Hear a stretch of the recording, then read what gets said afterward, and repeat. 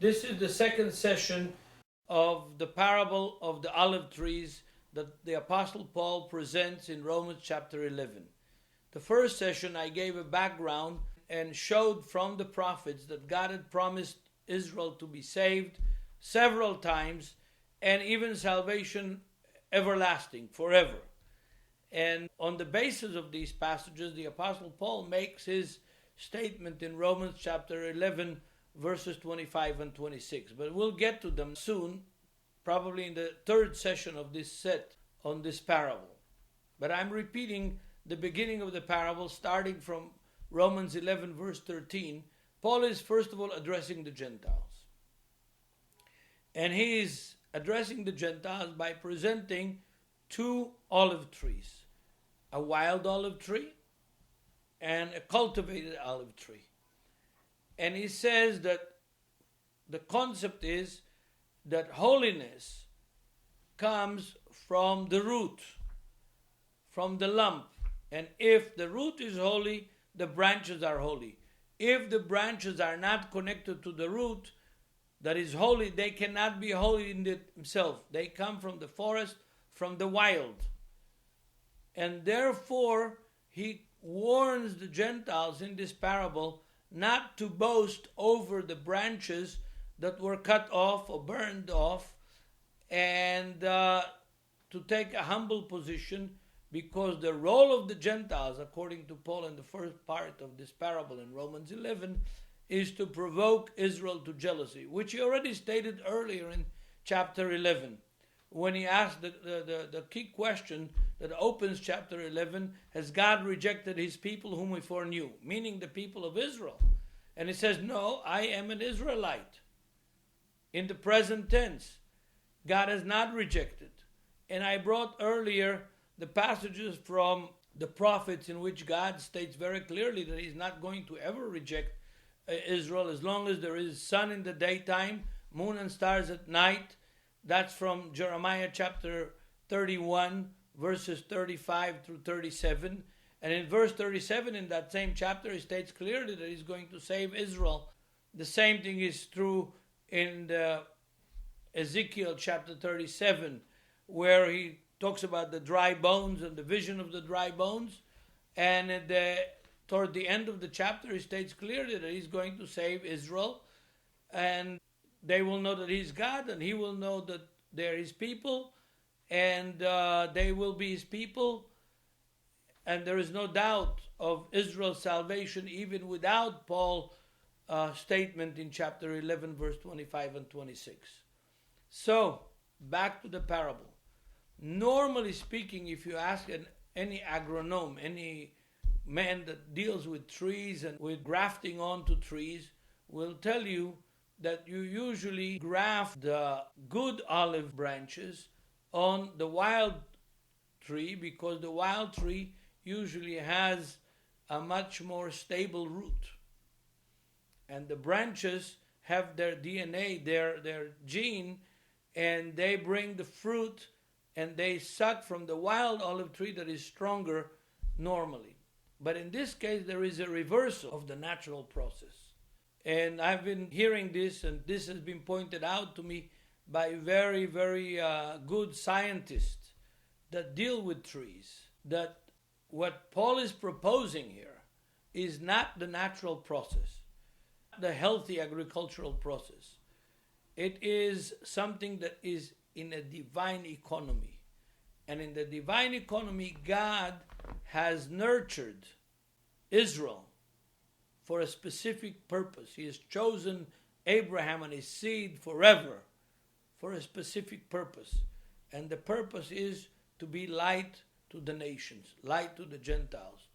This concept appears several times, but the clearest times are in Isaiah chapter 42, verse 6, and in Isaiah 49, verse 6.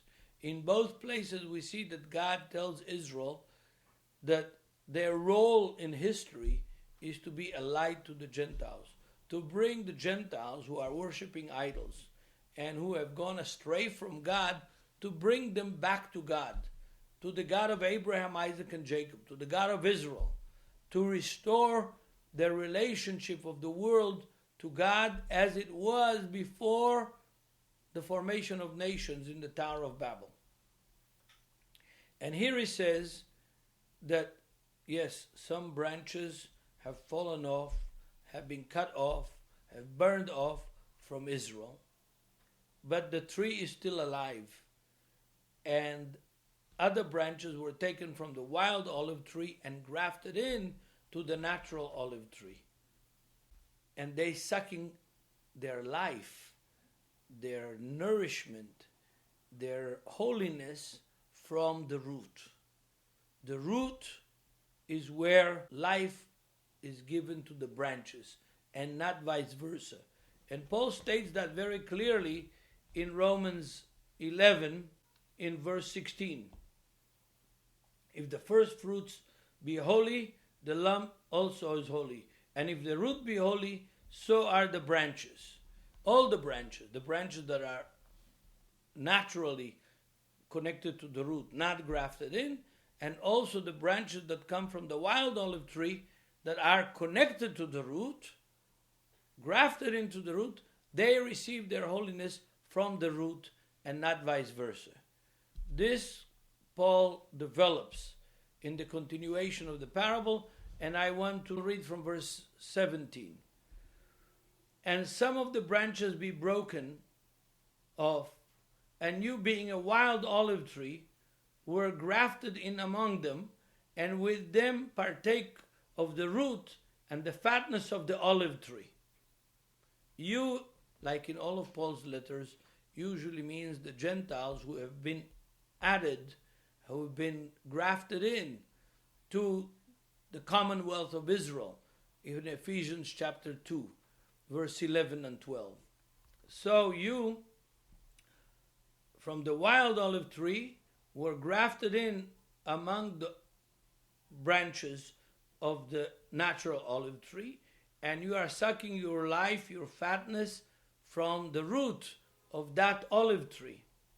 Verse 18, boast not against the branches, but if you boast, you bearest not the root, but the root bears you.